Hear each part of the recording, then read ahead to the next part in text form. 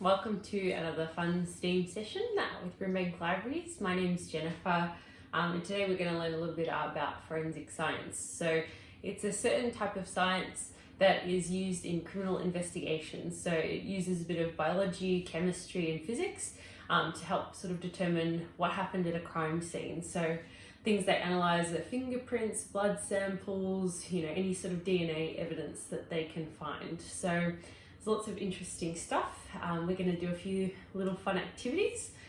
First, looking at fingerprints. So we've all got them, your fingerprints. You carry with them everywhere you go, and you also leave them everywhere you go. So no set of fingerprints are the same. So yours and your mum's will be completely different. Even if you've got a twin brother or sister, you'd have completely different fingerprints. So there's three types of main sort of shapes that you can see when you look at a fingerprint. So the arches are the first type of shape that you can see, and they're the least common. So only about 6% of fingerprints that you see have arches in them, and they have ridges that run continuously from one side to another. So there's two types. There's a plain arch and a tented arch. So they're the types of arches. The next type of thing that you'll see in fingerprints are loops, and so they're the most common. They are found in 60 to 70% of prints, and the ridges make a bit of a backwards turn, but they don't twist like in a spiral shape, so they just sort of go halfway. So there's three types of loops. There's ulnar, radial and double loops. And lucky last, we have whorls. So they're somewhere in the middle. About 25 to 35% of fingerprints have whorls in them.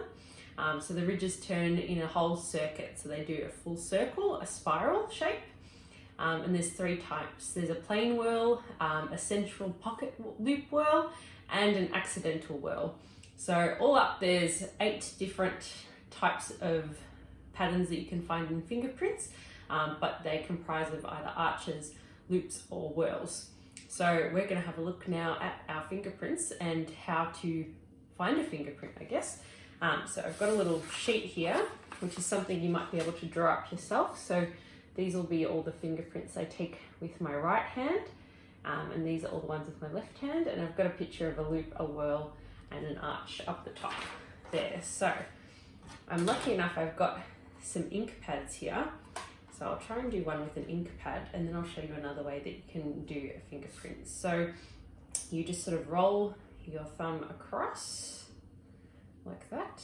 So I've got a big bit of blue on my thumb.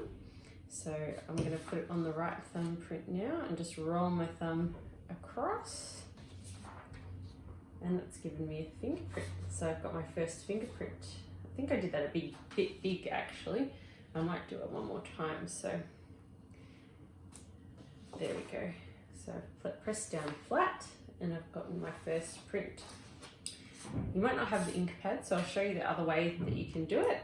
So you'll get a bit of tape and just sort of stick your tape, the sticky side up, because you're going to have to do your fingerprint on that. And then you've got to try and get your fingers off the tape, which is the hardest part. So I'll just put that under the tape dispenser for now. So what you can do, get a piece of paper and a grey lead pencil and just colour in a little square onto your paper, like that. Actually, I might need to make it a tiny bit bigger.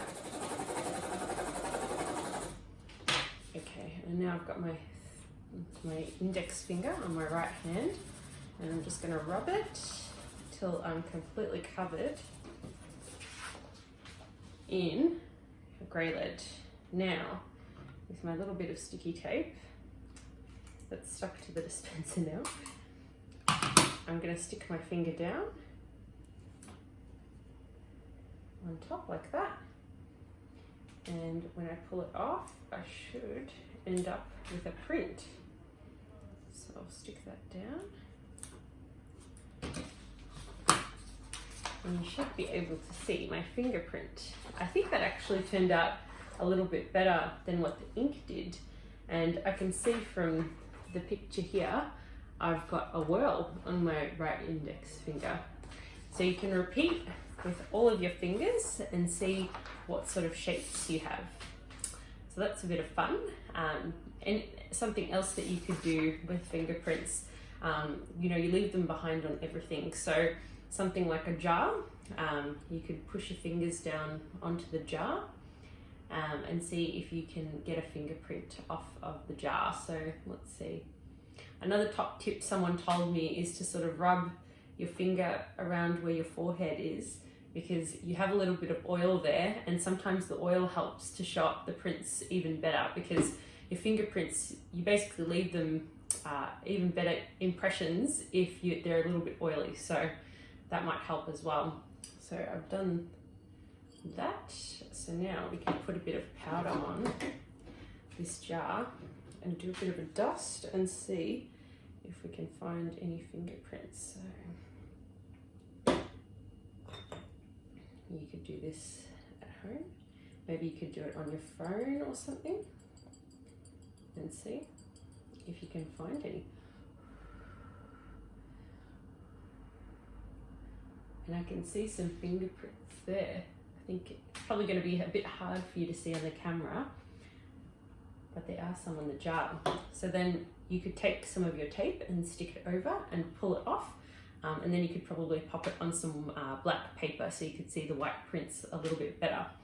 So that's another cool little activity that you can try. You can dust all different types of things. Things like glass work really well.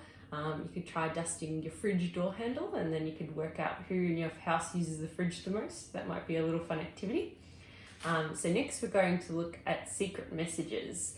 And see ways that we can write messages with invisible ink, which will be really fun. Okay. So something we're going to look at now is writing secret messages. So if you're keen to be a little bit of a spy and be able to share some secret notes with somebody, this is the experiment for you. So it uses a little bit of chemistry. Normally invisible ink experiments that I've seen use lemon juice, and you need to write the message in lemon juice and then apply heat to the message. But I thought fire is a bit dangerous, so I wonder if there's another way we can do it. So I did a bit of Googling and I found a few different options that we could try. So let's give this a go and see if it works. So instead of using lemon juice to write our message, we're going to use some bicarb soda mixed with water.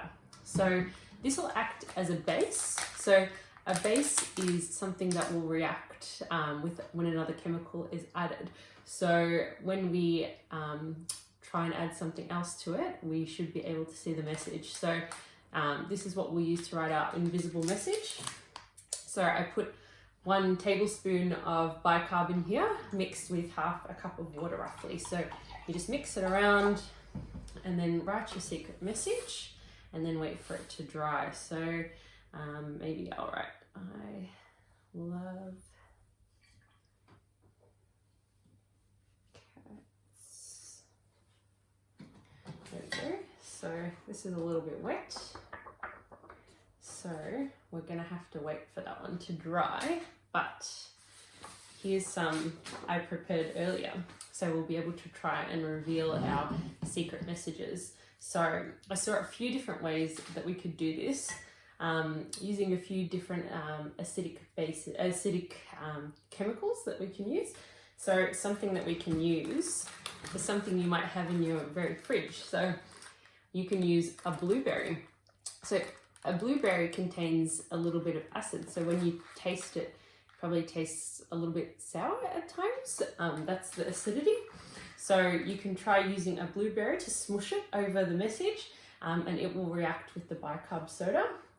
Something else I tried as well was some juice, and the juice worked pretty well too.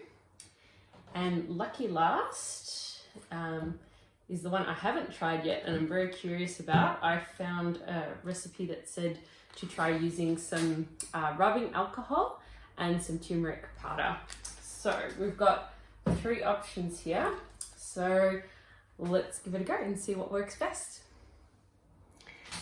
So the first thing I'm going to try is rubbing the blueberry on. So let's squash this blueberry and try rubbing it down onto the paper and seeing what happens.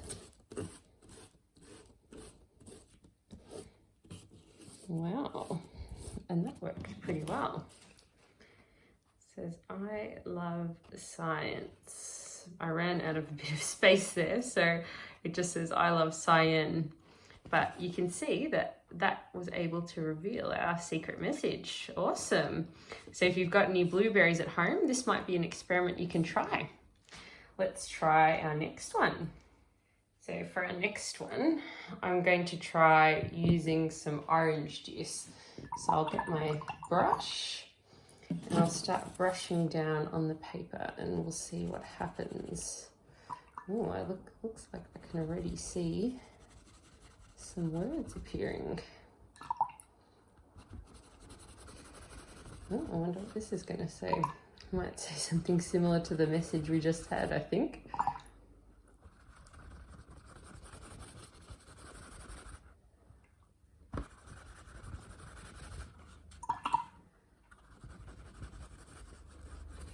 Oh, it looks like I tried to write, I love science again.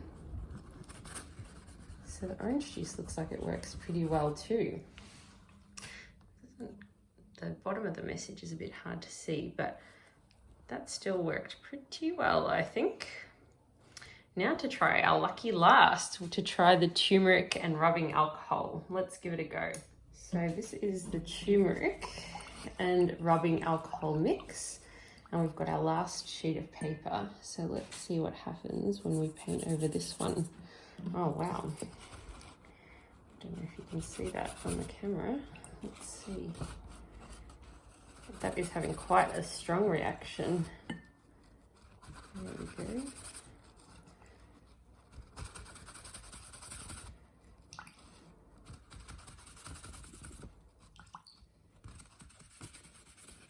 Whoa.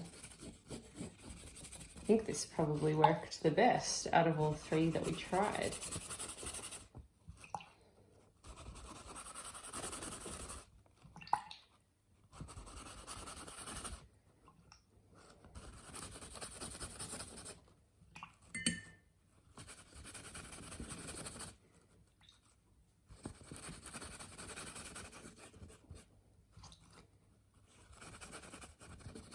Wow. That is very cool. Science rocks. Indeed it does. Nice. So those are three different ways that you can try and do a coded message without having to use any type of fire or heat. You can try blueberries, orange juice, or you can use the alcohol turmeric mix. So give those a go. So I hope you had some fun learning some forensic skills and some spy skills. So hopefully you can use these, maybe some with your family. You could see how similar your fingerprints are, or you can write a secret message to someone, one of your brothers and sisters, or your parents, who knows. Have a good day and we'll see you again soon. Bye.